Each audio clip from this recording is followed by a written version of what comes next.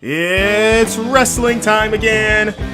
Hey everybody, welcome to Call It in the Ring. I am your host, Marcus Stewart, and we are chatting about Monday Night Raw, the August 27th, 2018 show, live in Toronto, Canada, as The Rock would say. But before we get to that, just a reminder that you can listen and subscribe to the show on iTunes. Just search for Marcus Writes About Games. You can also do the same on a Podbean, same name, Marcus Writes About Games. Really appreciate your support and for lending me your ears. It's much appreciated. So let's hop to it. So we are in front of a big raucous crowd in Toronto, which is one of my favorite wrestling towns. They're always super duper excited and into everything. It's a historically great wrestling town, so I was already pretty hyped for this show just for that alone. We open up with Roman Reigns coming out. Big reaction for him as always, mixed. Everyone's like, ah, or no. And he gets into the ring and just starts talking about being champion, basically.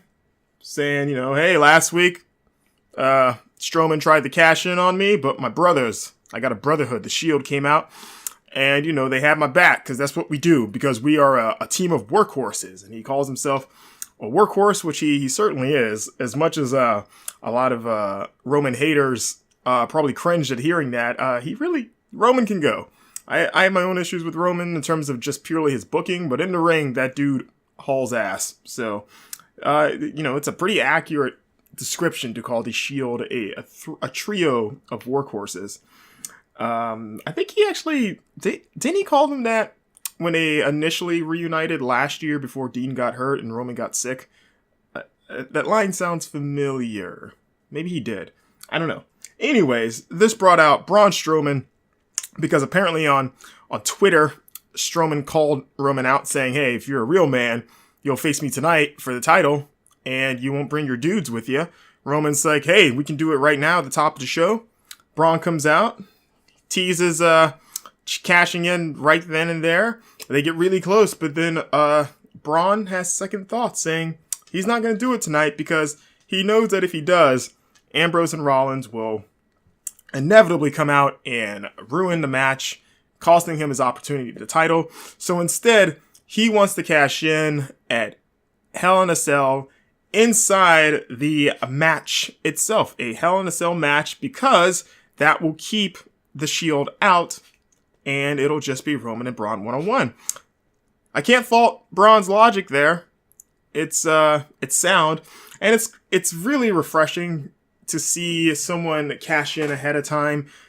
He's only the third person to ever do that in terms of giving the champion notice, because Money in the Bank's been around since 2005, and every person has done the wait for the champion to be dead, basically, to be beat up, and then cash in and beat them for the title in like 2 seconds.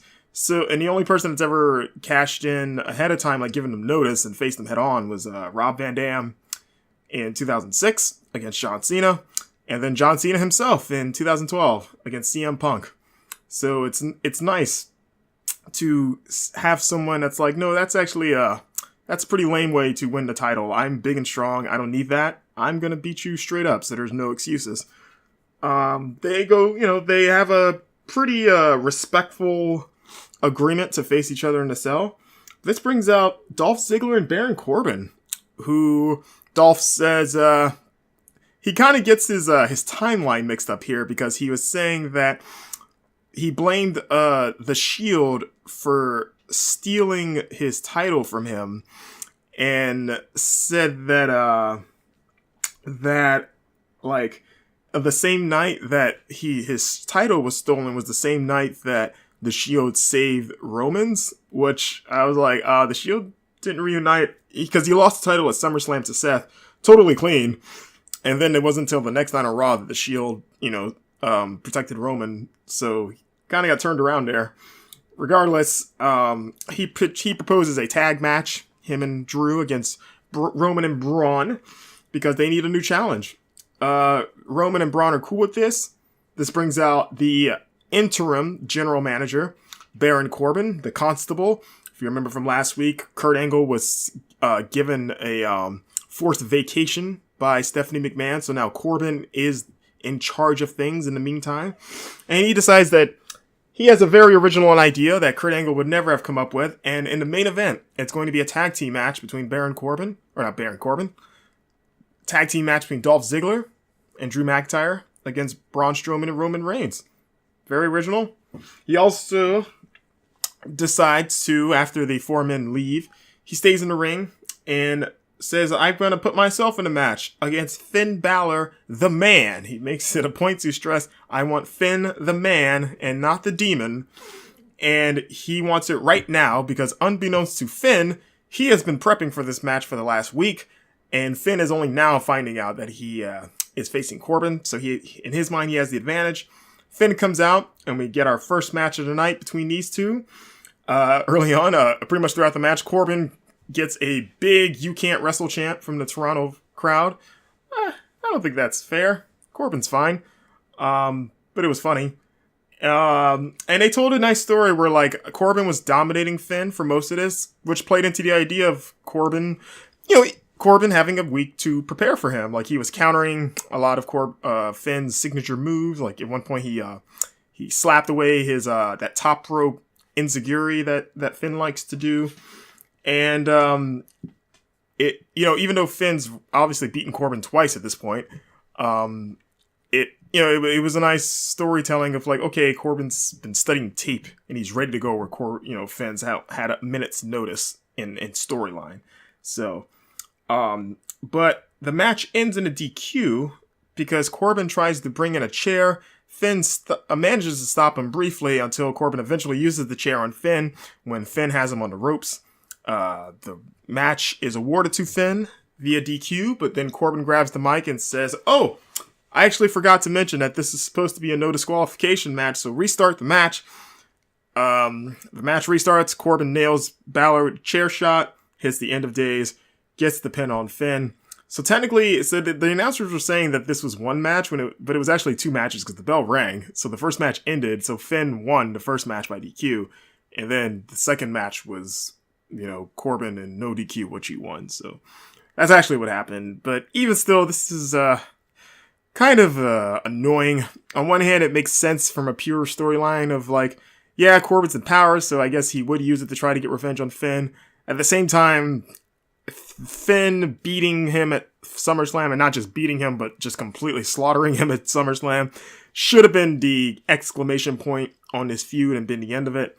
So it just kind of like, Finn had the momentum of like, hey, I beat this guy, and now he's lost to, this is the second week in a row that he's lost. I mean, he lost in the main event last week in the Universal title match, which, isn't bad. I mean, he lost to the world champion, which just doesn't hurt him. But a week later, he loses to Corbin again. I mean, even with shenanigans involved, it's like, not really feeling that. I don't know.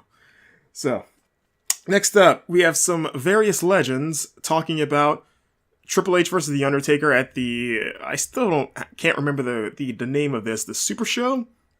The show in Australia that's coming up October.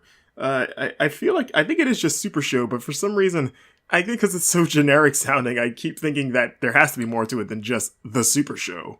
It's got to be like the WWE extravaganza Super Show. I don't know. I think it actually is the Super Show thing or whatever. But we hear from Jeff Jarrett, which is still kind of weird to see Jeff Jarrett on WWE TV, even though he was inducted in the Hall of Fame earlier this year. I'm readjusting to that. So Jeff Jarrett, Mick Foley, Kevin Nash over the phone, Ric Flair, and Christian. Obviously Christian's amazing and he's a favorite of mine, but he kind of felt like semi the odd man out here. But they all give their thoughts on who they think is going to win. And this took up a decent amount of time. It's weird because this is a weird period right now because WWE is simultaneously building towards 3 separate shows with Hell in a Cell, the Australia Super Show, and then Evolution, the all-women's pay-per-view. 2 of those shows are in the same month, in October.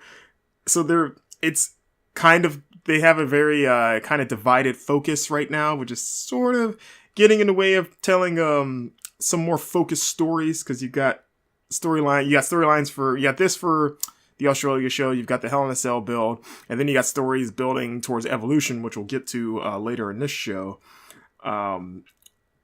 This wraps up with the announcement that Shawn Michaels will be returning next week to talk about Undertaker versus Triple H, which is, I guess, the main event of this show, because they're not talking about any other match, or no other matches have been made for this Australia show. So yeah, it just feels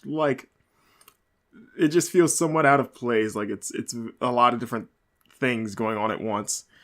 Let's see. We see Titus Worldwide. I almost called him Titles Worldwide, but they've never won a title. Well, Titus was tag champion once with Darren Young, but Titus Worldwide, he's never won a title. Anyway, Dana Brooke is going to be wrestling her first singles match, or first televised singles match at least, in 9 months, which I didn't even realize it's been that long, but yeah. And she's going to be taking on Sasha Banks, which was set up by Titus to kind of get her back in the ring, warm her up, put her up against one of the very best. Dana's a little concerned, but she, they're hyping her up, saying that she can do it. So we get to that match. Dana Brooke, Sasha Banks. This was fine. It's kind of weird seeing Dana in the ring again. I've gotten almost used to her being just the statistician. Am I saying that right? Person that does stats, analyst, that. Just being on the sidelines. So I was like, oh yeah, that's right. She can wrestle. And it's kind of crazy that kind of forget that, because if you remember Dana in NXT when she first arrived, she was kind of let's say like a semi big deal. Like they hyped her up, and she was so independent and cocky. She was, still very inexperienced. Like her matches were decent, but you could tell that she was still finding her bearings, so to speak. But she's an athletic freak. Like she's crazy athletic. And so it's kind of crazy because she was that, and then when she came to the main roster, if you remember, she was originally like Charlotte's lackey when Charlotte was a heel, and now she's with Titus Worldwide as the statistician. So she hasn't really had much chance to be just kind of her own woman, so to speak. But this was a fine match. Sasha beat her pretty quickly with the bank statement, which isn't surprising. After the match, Apollo goes in the ring and consoles her as Titus waits outside. Again, it seems like they're teasing romance between these two. Very subtly, though. I do like that it's not the typical kind of WWE just in your face about it. Like, it's very subtle. So, curious to see again where that goes. Seth Rollins and Dean Ambrose are backstage chatting about something that we can't hear. What's interesting is that after the break, Dean is still chilling out in the same spot because Seth goes to get ready to go to the ring. And Jinder Mahal comes up, of all people, and tries to do his, inner, meditation, inner peace thing with Dean, saying like, hey, you need to chill out, dude. You're just a bundle of chaos and nerves, Why don't you do some shanties with me? Do some deep breathing. And Dean, for the first time since he'd been back, talks. Which at first I was kind of hoping he wouldn't hear at all. I was hoping he would just kind of either just punch him in the face or something. But he speaks for the first time, and he is still, I've noticed that he has not smiled once since he's been back. And he wasn't like a super duper smiley guy before. Like, he's not like a John Cena where he kind of has like the friendly PG smile. Like, if he did smile, it was kind of like a either crazy smile or like a mischievous smile. Like, he's up to something. But he is still very, very almost scowling since he's been back. And he's been in his attitude change was kind of more evident here, because when he first plays along with this, saying like he starts doing the breathing, and Jenner's asking him like, what do you see when you meditate or whatever? And Ambrose, without much comedy without really joking with his delivery, just starts saying that, he sees him breaking Jinder's face and punching him over and over, and just literally just destroying Jinder if he doesn't get out of his face right now. And he says it in a genuinely hostile way, and Jinder just kind of shuffles away, just looking like, oh God. And I like that. I like that because, like, the old Ambrose prior to this injury would have probably done the same thing, but been a bit more goofy about it. Whereas this Ambrose is like, no, seriously, get the hell away from me before I kill you. And I like it. I like this Dean a lot. He seems like he, instead of being injured for 9 months, that he's been in like a Russian prison and had to like murder a man with his bare hands and is now like trying to recover from that. Like he's been reintroduced to society, but he is so hardened and traumatized from his experience that he can't smile anymore. He's just ready to jump on anyone that even looks at him wrong. I kind of like that about him a lot, actually. So this was good. Seth Rollins comes out and he kind of repeats the workhorse line that Roman said earlier, talking about, we're the best. And now it's time for the Intercontinental title to get some focus. So he issues an open challenge, and Kevin Owens accepts to a big ovation from, of course, his home country, Canada. And Owens, being the great heel and promo that he is, first starts talking about how frustrated he's been lately and talking about how, Seth's had a great year because he's, been killing it all year and he's been winning championships and now he's got his best friend back. Where unlike Owens, when he was on SmackDown, all he could think about was how he wanted to be on Raw. But since he came to Raw, it's just been one disaster after another because he doesn't have his best friend because Sami Zayn got hurt dealing with a monster. And, then he got destroyed by Braun Strowman time and again and hasn't won anything. And he said that he is not leaving Toronto without a championship. And the crowd is behind him for a lot of this. And then he expertly turns against them by saying that, at first he goes, I can't think of a better place to win the title than here in Toronto. And everyone's like, yeah! And then he goes, oh wait, actually I can think of a better place. Montreal, Canada. But that gets a lot of heat in pretty much any other spot in Canada that's not Montreal. Or Quebec, I should say.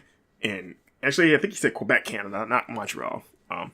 But yeah, he says Quebec would be better. Everyone's like, oh, screw you, dude. And then he starts insulting them in French. I do not speak French, so I do not know what he said. But whatever he was saying, the crowd was pretty upset. Like the booing only grew the longer he spoke French. So I can only assume he was really laying it into them. And we get our match. Kevin Owens versus Seth Rollins for the Intercontinental Championship. And oh my God, this was a really good match. Seth Rollins once again proves that he can do no wrong in 2018. And Kevin Owens reminds us why he's one of the best guys on the roster after we've seen him kind of play the role of Braun Strowman's whipping boy the last couple months. And then, doing the stuff with Sammy, which was fine, but it was more just comedic character stuff than, wrestling stuff. So we get to see Kevin go back to just being a badass fighter. And these two had a great back and forth match. They told a story with Kevin was targeting Seth's arm, just working on it. He even did like a backsplash on the arm, which I don't think I've ever seen before. And, Seth's playing the face in peril, trying to fight essentially one-armed. And it's a really intense back and forth match. And which made it even better was that the crowd was super into it. Like they were going nuts for it the longer it went on. It was intense. At one point, Owens is like in Seth's face as Seth is trying to, get up and yelling at him, saying that he deserves to be champion, and starts slapping him in the face. And then that just fires Seth off. And then he starts slapping Kevin in the face. At one point, Kevin Owens hits a Stone Cold Stunner, which he's done before, but I think it was like a year ago when he did it on Roman Reigns, back when Kevin was Universal Champion. But he busted out here again to kind of really show how competitive a match was, that he had to dig into crates to whip that out. And the crowd went crazy for that. Like a holy shit chant started after the stunner. Kevin even bust out his, or Seth, I should say, he even bust out his sunset flip into a buckle bomb that, if you remember, was the move that injured his knee back in 2015. And he hasn't really used it all that much. It's pretty rare, actually. But he busted out here, hits it, does not collapse his knee this time, thankfully. But Owens no-sells it and super kicks him. And then Owens bust out another move he hasn't really done in a while, which was the moonsault, where he's standing on top rope forward, and then he does the jump and then flips backwards and then hits the moonsault. Unfortunately, that wound up being his undoing because he misses, allowing Seth to hit the curb stomp or blackout or whatever the hell it's supposed to be called. And that gives Seth a very hard-earned win. Really great match, worth checking out if you haven't seen it. The crowd was, again, super duper jazzed with everything that they were doing. And then we get the most interesting part of this match came afterwards. So after the commercial break, first we go to commercial, we come back, we see Braun Strowman meet with Baron Corbin backstage, and Braun surrenders the briefcase to him because the match has been approved for Hell in a Cell between him and Roman, and thus, he has to give Corbin the contract. So Braun no longer has the money in the bank because the match is set. We go back to the ring, and Kevin Owens is still there, and he's sitting in a chair, and he's looking a combination of pissed off and just disillusioned. And the crowd is chanting for him because, after that performance, it's hard not to. He doesn't say anything at first, and then eventually he puts the mic to his mouth and he just says, "I quit," and drops the mic and leaves. He doesn't even walk up the stage. He walks through the side stage area, the side, when you go down the side of the ramp, he exits through there. And everyone's just kind of what? And I don't know. I mean, obviously, at least as far as I know, he's not actually leaving. In fact, I believe he recently signed a multi-year contract extension with WWE, so he's going to be around. So, this is all storyline. I don't know if to my knowledge, he's not hurt or anything like that, or taking time off. Maybe he is. I don't know. But I'm curious to see where this goes. Because it's, he can't go back to SmackDown because he was technically exiled from SmackDown at WrestleMania when he lost to Bryan and Shane. So what happens? I mean, Corbin could bring him back. Corbin could just give him what he wants to lure him back, or Stephanie.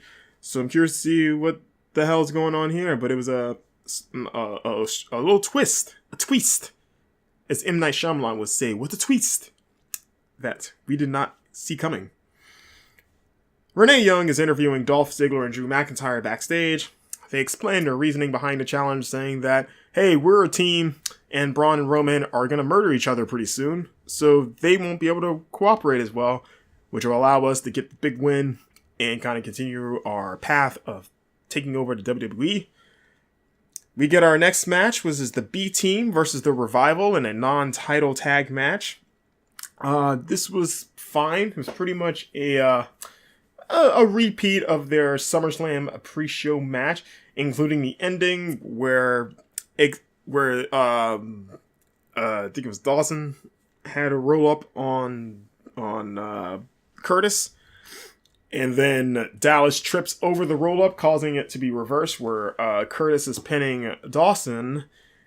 I might be getting the Revival wrong. I think it was Dawson that was getting pinned here, but the ref is distracted, so the pin doesn't work, allowing Dawson to again get out of it and counter, and eventually Curtis falls prey to the Shatter Machine, and the Revival get the win. So this is their third win in a row, because they beat them both last week in 2 separate single matches back to back, and now they have a tag team victory over them, so they are basically the number one contenders, because why wouldn't they be? After the match, Dallas takes a Shatter Machine of his own, so both of them are laid out. The Revival go ringside and they grab the belt as well as a couple of microphones, and they cut a nice little promo saying how the B Team are jokes and they're tarnishing the legacy of the tag team division from names like the Road Warriors and Tully and Anderson, and just saying you guys are you guys are morons, making a mockery of a division that we take very seriously, but, pretty soon we're going to be champions, so that won't be a problem much longer, I guess. Nice little promo from the Revival here, and I'm so happy to see them kind of on the upward trend, at least for now. Elias comes out and does his performance. He plays a pretty lengthy solo before he even speaks, which is kind of weird, but it was it was a decent solo. It was fine. The crowd loved it. And then he eventually starts talking about Toronto, and of course he rips on Toronto. He quotes, he says, like, I'm going to quote a fellow musician, Drake, the artist Drake, who, if you're not aware, is originally from Toronto, Canada, and saying, like, when Drake was talking about starting from the bottom, he was right, because Canada, or Toronto in particular, is about as far bottom as you can get. And he continues to diss Toronto, and this brings out, surprisingly, Trish Stratus, WWE Hall of Famer, Toronto native, one of the best women's wrestlers of all time, I should say. Trish Stratus, crowd goes nuts for this, and these two have a surprisingly entertaining exchange where they are just batting pretty sick burns on one another. And Trish has always been a very great talker. She's always been one of the most charismatic women that WWE's ever had. And I feel like she's almost somewhat underrated for that. I don't know, when you hear about like great talkers in the company, she's not one that gets brought up immediately, but she's always been just a little ball of charisma, and especially when she was a heel, like, just great. She was, if you've never watched Trish Stratus back in her day, because, she was, she debuted in 2000, retired in 2006, and then, kind of appeared sporadically, special things since then, 7-time women's champion. She was very much Alexa Bliss before Alexa Bliss. Like, I'm not the only one, I've heard other people say the same, that Alexa Bliss draws a lot of similarities from Trish Stratus, just in terms of her personality, how great at being just a kind of a witch that Trish could be when she was a villain. We haven't seen Alexa as a face since she reinvented herself down in NXT. Originally she debuted as a face when she was like a cheerleader thing, before she got with Blake and Murphy and became the Alexa Bliss we know now. I would be curious to see if face Alexa Bliss would be like face Trish Stratus back in the day. But yeah, Trish kind of showed that again, where she came out and was saying, don't talk about my town, and you need to get the hell out of the ring. Elias drops a great line saying that, like, him, playing in Toronto is about as likely as the town getting a Stanley Cup anytime soon, or something like that. And the crowd, of course, talk about hockey and Seoul hockey team in Canada. That's, them fighting words, basically. So the crowd really got shit on him for that. But Trish immediately had a great comeback saying, oh, I guess if that's true, I guess it's about as likely as you winning a championship in WWE, which the crowd went, oh, like, they love that one, which Elias sold pretty well, of like, all right, you got me there. And then Trish talked about Evolution for a bit, because I brought up Alexa Bliss earlier, one, because it's true, and also because she will be facing Alexa Bliss at Evolution. So we will be seeing the Trish Stratus versus, more or less, the new Trish Stratus, Alexa Bliss. That should be a fun match for the promos alone. And Elias, again, in the next sick burn, asks if, he starts mocking that match, saying that, oh, I've always wanted to see you two in a brawn panty pillow fight, whatever, kind of like, making fun of Trish's, the pre-Divas Revolution or Women's Revolution days. And crowd also reacted to that of like, oh, that's messed up. And then Trish is, all right. And then, just tells him to get the hell out the ring. Very serious this time. And then Elias says that, Trish, I know you're really out here for the same reason that thousands of other women would be out here, is that you want to walk with Elias.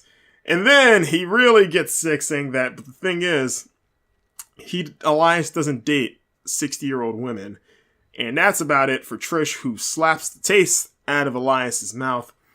This brings out Ronda Rousey alongside Natalya, who kind of clear the ring.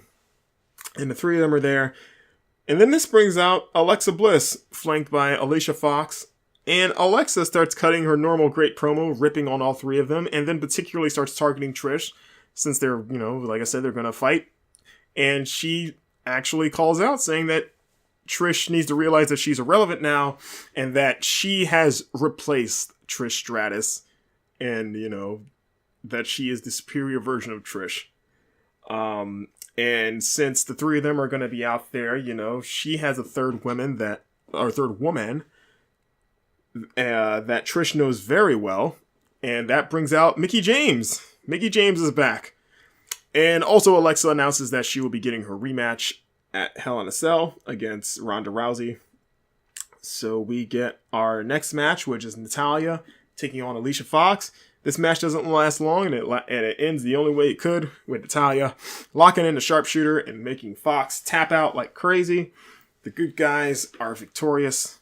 I'm really looking forward. Of all the things, like I said before, WWE is kind of juggling a lot of things right now with these different shows all coming up. But more than Undertaker versus Triple H, I'm looking forward to seeing more promos between Alexa and Trish Stratus. Like, just let them just go off on each other, and that, I guarantee, will be absolute gold, because both of those ladies are just, both of them bleed charisma and can be pretty sick on the microphone when they want to be, so that should be fun. Backstage, we see the Bellas. Nikki and Brie are back there, and they run into the three good ladies, Trish, Ronda, and Natty, and they announce that next week the Bellas will be making their in-ring returns.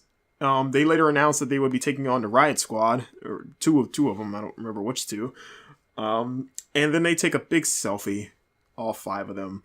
And this seems like they were planting a little bit more seeds for the potential Nikki versus Ronda match. Like, the Bellas were kind of sucking up the Ronda a little bit during this.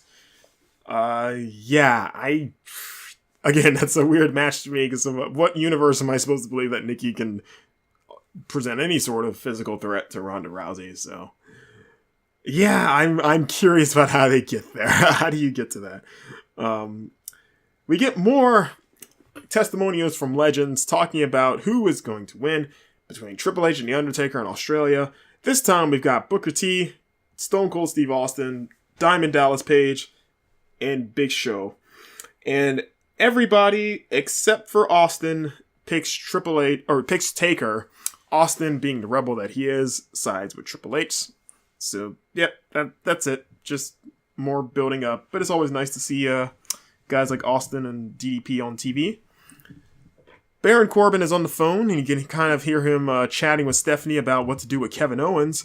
When Bobby Lashley interrupts, he makes fun of Corbin because Corbin wanted a masseuse to come in. He's like, "Oh, do you need a masseuse because I beat you up last week?" Corbin decides to give him a match against a mystery opponent coming up next. And that mystery opponent winds up being a handicap match for Lashley taking on the Ascension, which normally I would say that anytime in a handicap match where the person with the handicap manages to beat two men on their own is a bit stupid and weird. But in this case, it's Lashley fighting the Ascension, who have done nothing and were recently comedy guys. They seem to be back to their serious selves, probably because Breezango is not a thing right now because Fandango is injured. So, but it didn't matter because Lashley destroyed both of them as he should have. And yeah, this is just a reminder that, hey, Bobby Lashley is a player and he can eat your kids if he wasn't so nice and didn't have a turtle voice. So because of his turtle voice, maybe he'll eat pizza instead. So next up, Jinder Mahal takes on Dean Ambrose. And Dean, interestingly enough, takes his shirt off for this match before the bell. So he wrestles shirtless the entire match. It's the first time he's ever done that, like ever.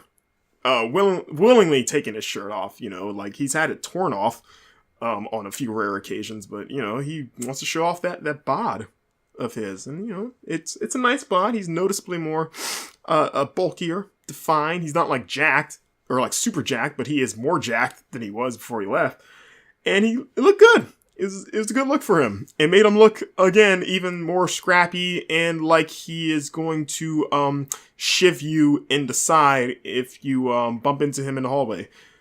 And this match was not quite as good as the week before, mainly because Jinder got in more offense than I would have liked. This really should have just been Dean going wild and just destroying Jinder Mahal because it's Jinder Mahal. And yes, I understand that Jinder is a former WWE champion, but so is Ambrose, and Ambrose has consistently been a top guy, whereas Jinder was barely even a top guy when he actually had the top title. So I think Jinder should have just been annihilated here. But he did get beat, and again, Dean showed some just nice, almost like just pure mean. Just being mean. And I say that because at one point early in the match, he sends Jinder outside. Jinder is trying to escape him, and then Dean just pushes Sunil Singh to the ground. And Sunil didn't really actually do anything. He hadn't interfered in the match. He just kind of saw him there and just shoved him to the ground. And it was almost in a really dick way. So, again, they're really playing up that, no, this Ambrose is fun and games are over with this guy. He is not he also has not, at least in, this is his second match back, he has not hit the rebound lariat at all, or the wacky line, as Michael Cole once called it, and the never again, because that name is terrible. But he has not used that, and that's been one of Ambrose's staple maneuvers, and I think it's interesting that he hasn't whipped that out yet, and I think that is intentional. Because it's a cool move. It was kind of overused, but it's kind of cool when it's in the right spot. But it's also a little goofy, so I don't think it would fit this new Ambrose. So I think that was a conscious decision to either to not use it again, or if he does use it, it'll be on a very limited basis. It also, in my mind, I feel like the decision to have Dean wrestle shirtless for this, that feels like a Vince McMahon thing of take your shirt off. Let's see that body. Show me that body. Let me see those nipples that you've been working on for 9 months. Those, the lunatic nipples. Let's see it. Ha, ha, ha. I don't know. When he took his shirt off, I was going to be like, that feels like something Vince directly would want him to do. So I'm curious if that's true or not. I say it a lot. I'm curious about everything. I'm like Curious George. That's my word. Very curiosity. I'm like a cat. So we see Braun Strowman and Roman Reigns backstage. And again, they have kind of a mutual understanding that, hey, in a couple of weeks, we are going to murder each other for that big red title that you got around your shoulder. But tonight, we need to use our homicidal tendencies against Dolph and Drew. And they both have a gentleman's agreement to do so. This brings us to our main event. Roman Reigns and Braun Strowman taking on Dolph Ziggler and Drew McIntyre. This is a fine main event, just a nice little tag match. I want Drew McIntyre in a singles feud against either Roman or Braun. That's all I kept thinking about during these matches. Every time Drew was in there, which wasn't as much as Dolph, and rightfully so, especially he never faced Braun. And you should absolutely save Braun versus Drew for a real feud, because that looks like a money match between two of the best big men in the company. But I can't wait to get an actual program for McIntyre either against either guy. I think it'll be great. The matches will be kick-ass. Drew is awesome. I've said that before. I'm a big fan of McIntyre, and I've been a big fan of McIntyre since pretty much he debuted back in 2009 as the Chosen One. I've always seen potential in him, and I'm happy that he has finally realized that potential. This match ends in another twist. M. Night Shyamalan was all over the show. It was a twist where Roman tries to get the hot tag to Braun after getting beaten up for a while. And Braun, after getting the tag, does not immediately enter the ring. He kind of looks at Roman for a bit and then looks at Drew and Dolph. And then he not hesitates, but he takes his sweet time getting into the ring. And he goes to, it looks like he's going to go fight his opponents. But then he turns his attention to Reigns, who is still down after being in the ring for a while. And Drew and Dolph are both looking very confused as to what's happening here. And then Braun, his facial expressions and just his subtle mannerisms were great here, because it wasn't he was able to convey without using words and without being overly explicit with his body language that he is turning on Reigns. And he does just that. He starts beating the crap out of Reigns and orders Drew and Ziggler to do the same. This doesn't seem like a premeditated thing, because Drew and Dolph look genuinely confused, and they kept beating on Roman and kept looking at Braun, waiting for him to do something. Are we being played here? Is he going to beat us up? So I like that I like that they sold it like that, of like, we're going to keep hurting this guy, but we're as confused as you guys are as to why Braun is not helping his friend. So we're going to beat him up, but we're also waiting for the other shoe to drop here, and he's going to beat us up. But that does not happen. Braun is leading this 3-on-1 charge. This leads to Dean Ambrose coming out by himself to try to help out. His help does not go very far because he gets triple teamed as soon as he comes to the ring. Seth Rollins follows, but he's still very much hurt, and especially he's still selling the arm for his match with Kevin, which I very much appreciated. And he gets beaten down as well, and it becomes this just 3-way beatdown. And an apparent heel turn for Braun Strowman. And it's kind of funny because some might think like, well, was he ever really a face? And it's like, yeah, he kind of was. He was a face. You know, he was, besides the fact he's been getting cheered like crazy for really months now. You know, he would play to the crowd every now and then, and he was killing bad guys. But seems to be a heel again. And my favorite part about this beatdown was actually the beginning, when he first makes it clear that he's turning on Roman. He picks him back up and he screams, "I told you that I'm not finished with you." And I love that because that's calling back to their original feud last year that kind of really made Braun, and was one of the best feuds of last year, where, you know, that was where he debuted the catchphrase, "I'm not finished with you," because he just could not get enough of hurting Roman Reigns. So I like the idea that he was like, "Oh, you thought I was done? Like, I've always told you that. Basically, I'm going to haunt you forever." Especially now that you've got the top title. So it's just him going back to that, like, "I'm not finished with you," even a year or so later, a year and a half later. So I thought that was a great little touch. And yeah, the Shield get destroyed. And the 3 villains are standing tall at the end to close the show. Very nice, unexpected twist. I did not see that coming. But I do see a very entertaining 6-man tag coming maybe next week, probably, because obviously it won't be at the pay-per-view. So, I mean, look at those 3 teams. Ziggler, Drew, and Braun versus the Shield. Like, you give that main event a half, like 20 minutes or something, and watch them tear the house down. Maybe literally, like they might tear apart the entire ring, destroying each other. So I'm very excited for that, and now I'm even more intrigued for Hell in a Cell, now that Braun is seemingly back to working heel. It's interesting. I wonder if they did that because, I mean, the knee-jerk reaction is that, oh, they don't want Roman to get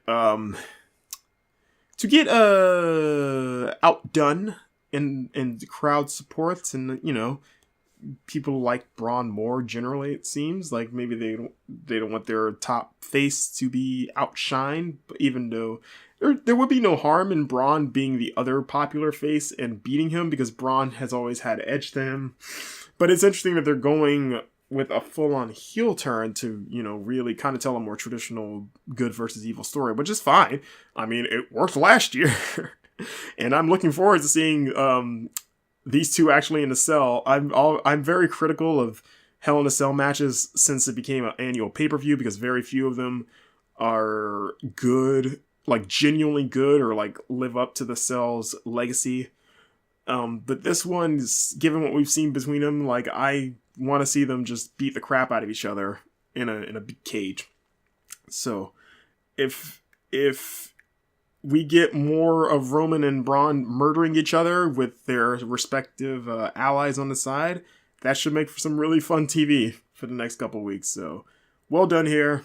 And this was a fun show. A lot of that had to do with the crowd just being really into it for almost pretty much every match from beginning to end. They did not get worn out. Love Toronto. Love Canada. Canada's a great wrestling country in general. They always help make shows even better than they might actually be. Though this show was actually pretty fine. I like this show a lot. It had some cool twists. That great Kevin Owens versus Seth Rollins match. And then that main event. Raw is kind of getting on a bit of a roll here, which is great to see as we head into the fall, which can sometimes be the weakest part of the year in terms of interest. So I like that they're just diving in head first and not resting on their laurels. So good job here. And thanks for listening, guys. I will be back tomorrow with my review of SmackDown Live. Once again, listen and subscribe on iTunes. Marcus Writes About Games. Do the same on Podbean. And if you'd like to listen to my other shows, I do shows on video games because I'm a big gamer as well. You can check out my latest episode of Carving Gaming Rushmores, where me, along with Zach Wojnar, editor for Screen Rant, and Daniel Jones, podcast host, Mr. Jones and Me podcast, where we sat down and built our dream cast for the Uncharted movie, kind of in the wake of the Uncharted short film that recently came out with Nathan Fillion. So we picked our own cast members for what we would like to see. It's a really fun discussion and debate, so check that out on my YouTube channel as well as iTunes and Podbean. And thanks for listening. So until next time, wrestling fans, you have a good day. Adios.